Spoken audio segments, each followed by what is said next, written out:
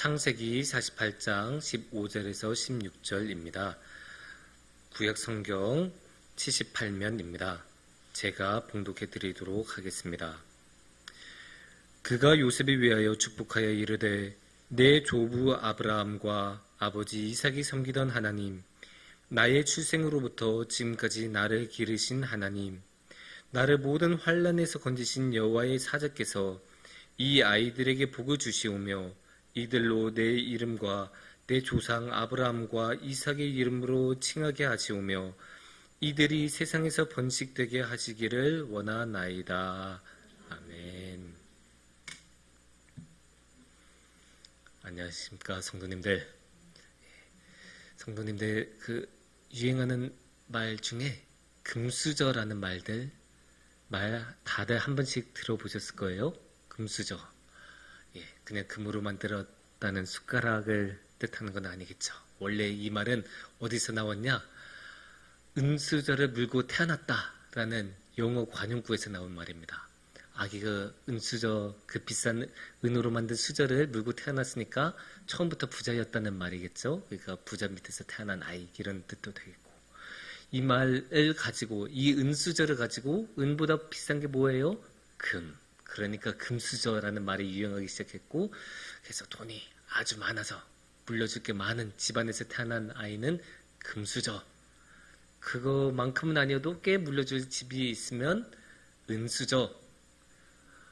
물려주기는커녕 오히려 자녀에게 발목을 잡는 집안, 이런 경우에는 흙수저라는 말까지 붙여서 금수저, 은수저, 흙수저, 이런 말들이 대충 한 10년, 15년 전부터 우리 사회에서 유행을 했던 것 같아요. 이 말이 왜 나왔냐? 사실 이 말은 좀 서글프죠. 이 말은 젊은 세대의 좌절과 절망이 담겨있는 말이에요. 아무리 열심히 7일 동안 하루 15시간씩 일하면 뭐하냐?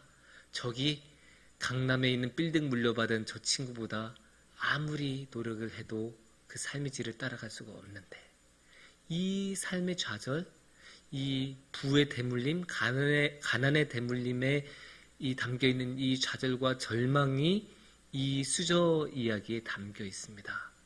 그런 것을 생각하면 굉장히 슬프죠.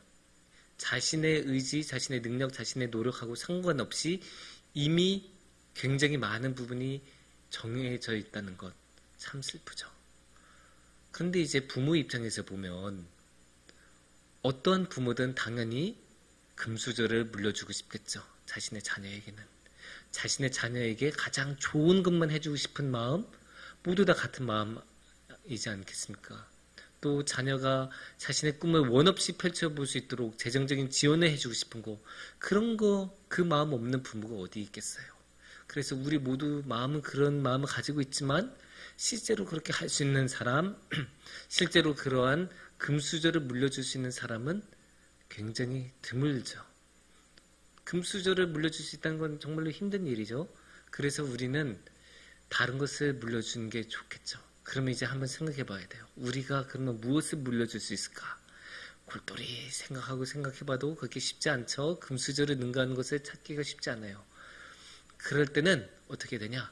성경책을 봐야죠. 성경책에는 항상 문제를 해결할 수 있는 실마리가 담겨 있기 때문에 성경책을 잘 읽다 보면 우리가 생각하고 고민하는 것들을 해결할 수 있는 경우가 참 많습니다.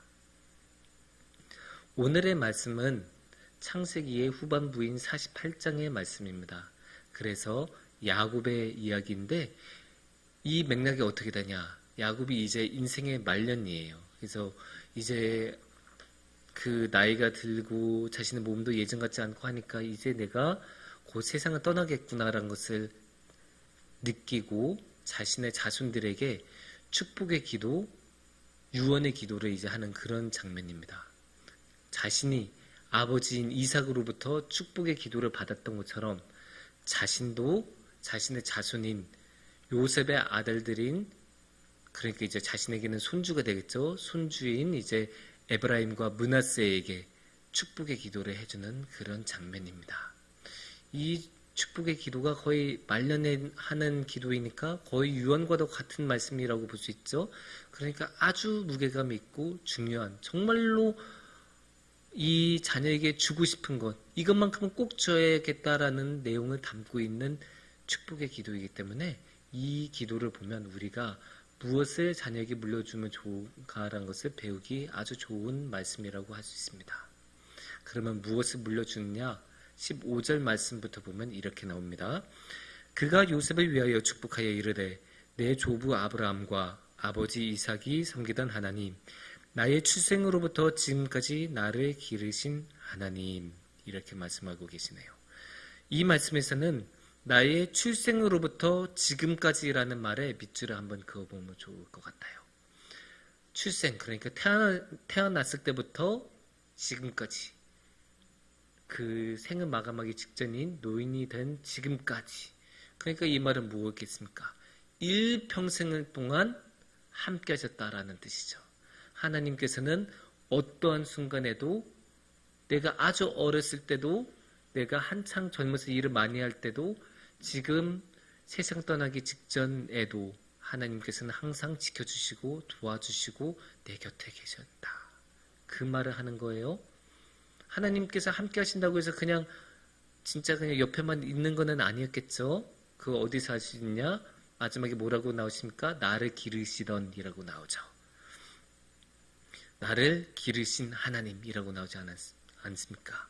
그러니까 하나님께서 기르셨다라는 것을 보면 우리도 자녀들을 키워보면 알잖아요.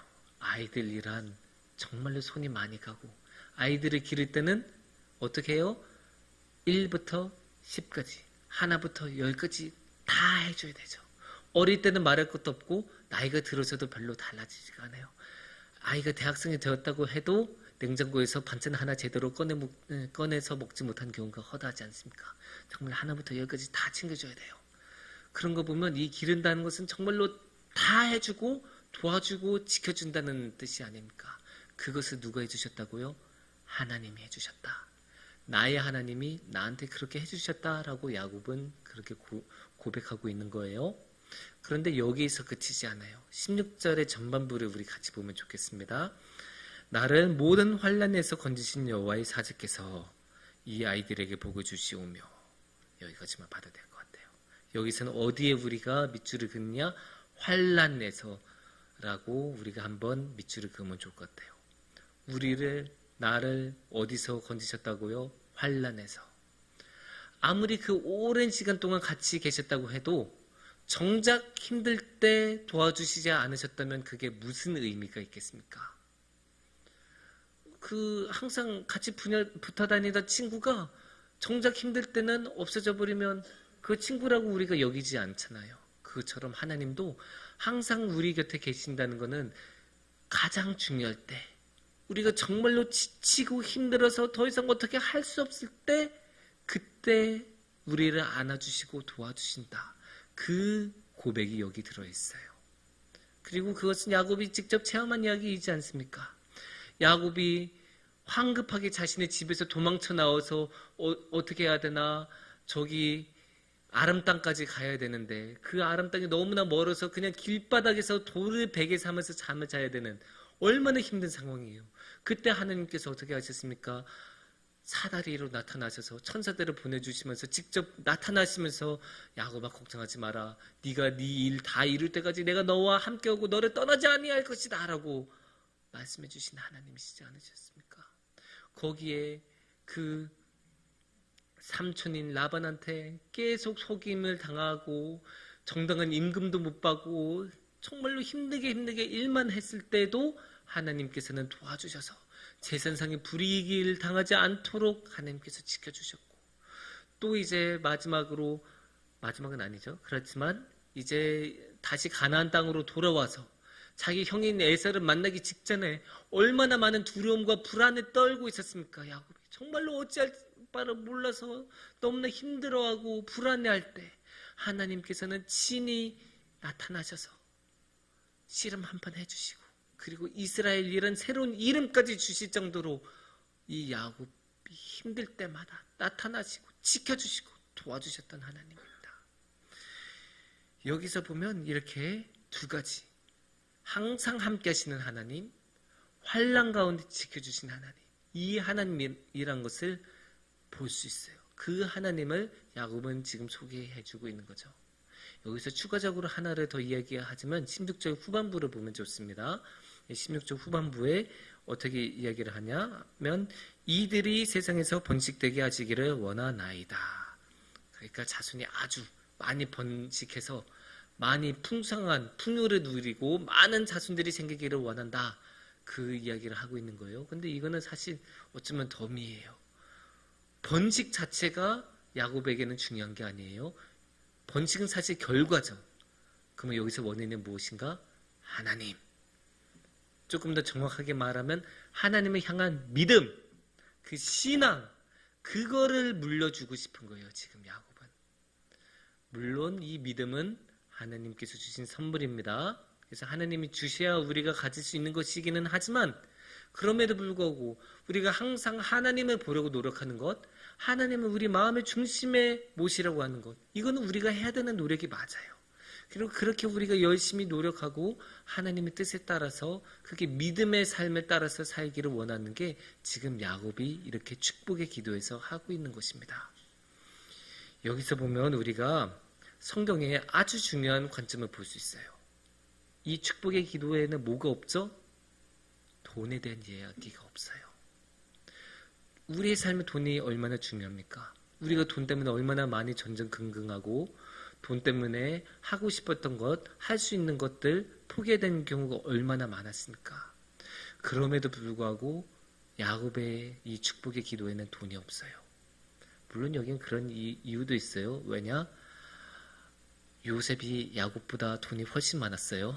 그것도 아주 중요한 이유일 거예요. 그러면 돈을 유산으로 준 게 별로 의미가 없죠. 생각해보면 야곱도 꽤 부자이기는 했지만 야곱은 가나안이라는 가난한 지역에서 부자였고 요셉은 어떻습니까? 이집트라는 가장 큰 나라, 가장 부자 나라의 총리였으니까 뭐 자신이 가지고 있는 돈 외에도 움직일 수 있는 국가 예산이라는 게 어마어마했었던 사람이죠. 그러니까 쉽게 말하면 이제 야곱은 한 성북동에 있는 부자 정도 되는 거고 우리 요셉은 저 미국의 가장 돈 많은 사람 아니면 가장 그 정치적으로 높은 사람이라고 볼 수 있죠. 뭐 비교가 안 되는 수준이죠. 그런데 이런 이유 말고도 더 중요한 이유가 있죠. 왜냐? 돈으로는 모든 것을 해결해 준 게 아니기 때문이죠. 돈은 정말로 유용하기는 하지만 돈이 모든 것을 보장해 주지는 않습니다. 물론 돈이 나쁜 건 아니에요. 나쁜 걸 일리가 없죠. 왜냐? 하나님께서 물질의 축복을 주는 경우 성경에 얼마나 많이 나옵니까? 하나님께서 나쁜 것을 축복으로 주실 리는 없으니까 돈 자체가 나쁘지는 않아요. 다만 돈이 우리의 인생을 해결해 주거나 보장해 주는 게 아닐 뿐이에요. 단적인 예를 한번 들어볼게요. 우리가 인생에서 돈이 날벼락처럼 하늘에서 뚝 떨어지는 경우가 뭡니까? 로또 아닙니까? 로또. 복권. 복권이 당첨이 되면 정말로 없던 돈이 갑자기 생긴 거죠. 그래서 어떤 사람이 되게 궁금해서 한번 연구를 해봤대요. 50억 이상, 그리고 어마어마한 돈이죠. 50억 이상을 복권으로 받은 사람의 삶은 어떻게 변했을까? 그래서 그런 사람들을 수소문해서 여러 사람들을 그렇게 많은 돈을 복권으로 벌었던 사람을 직접 만나서 인터뷰를 해봤대요. 그래서 나온 결과가 있는데 이 사람들이 복권으로 그렇게 큰 돈을 벌고 나서 제일 먼저 바꿨던 게 무엇일까요? 집? 돈? 아니, 집, 돈일 리는 없죠. 차. 집이나 차? 아니에요. 제일 먼저 바꾼 건 배우자라고 합니다. 충격적이죠? 너무 충격적이어서 웃음이 나오잖아요. 저도 이거 봤을 때 너무 놀라서 허탈해서 웃었어요. 아무리 돈이 많아봤자 가족이 무너지면 그게 무슨 소용이 있겠습니까? 우리가 그런 이야기 굉장히 많이 듣지 않습니까? 주변에서 유산 때문에 싸워서 결국 그 자녀들이 다시는 서로 안 보는 사이가 되는 경우 얼마나 많습니까? 그러니까 보면 돈이 오히려 우리의 삶에 굉장히 안 좋은 방향으로 이끌어가는 경우가 굉장히 많아요. 이런 이야기도 많이 듣지 않습니까? 부모가 아주 많은 돈을 물려줬지만 그 많은 돈을 어디에? 술에, 노름에 탕진하는 이야기 너무나 많이 우리 들어보지 않습니까? 그렇게 보면 돈은 정말로 유용한 도구인 건 맞지만 항상 우리 삶을 올바른 곳, 좋은 곳으로 이끌어주는 것은 아니다라는 것을 알 수 있어요. 야곱만 해도 자신이 봉착했던 문제들 돈으로 해결했습니까? 아닙니다. 무엇으로 해결했어요? 기도하고 해결하고 하나님께 나와서 무릎 꿇어서 하나님께서 도와주셨을 때 비로소 해결이 됐죠.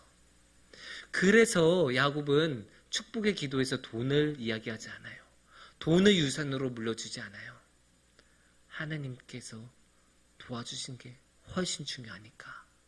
그래서 신앙을 물려주기를 원하고 신앙이야말로 가장 중요하다고 성경은 말하고 있는 거예요. 물론 이것을 야곱은 혼자서 깨달은 것 아니에요.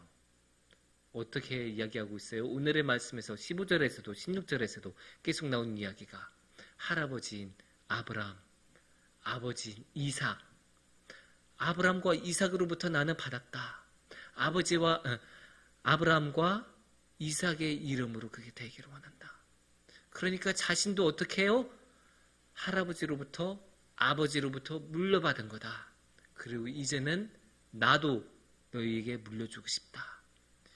신앙을 물려주고 싶다. 이 이야기를 지금 하고 있는 거잖아요. 내가 물려받은 만큼 나도 너희에게 물려주고 싶다. 우리가 흔히 믿음의 명문 가정이라는 말을 많이 쓰는데 믿음의 명문 가정이 달리 있겠습니까?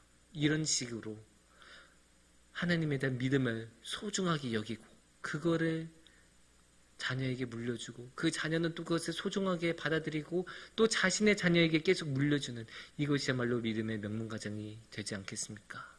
그래서 우리 모두 이 신앙을 가장 소중한 것으로 여기면서 믿음의 명문 가정을 세워나갔으면 좋겠습니다. 사랑하는 성도님들, 물론 우리는 돈이 참 중요한 사회에서 살아가고 있습니다. 하지만 그것보다 더 중요하고 가장 중요한 것은 신앙이라고 오늘의 말씀은 전하고 있습니다. 그래서 우리가 이 신앙을 물려주었으면 좋겠습니다. 우리가 금수저를 우리의 자녀에게 물려주지는 못할지라도 믿음의 금수저는 물려줄 수 있지 않겠습니까?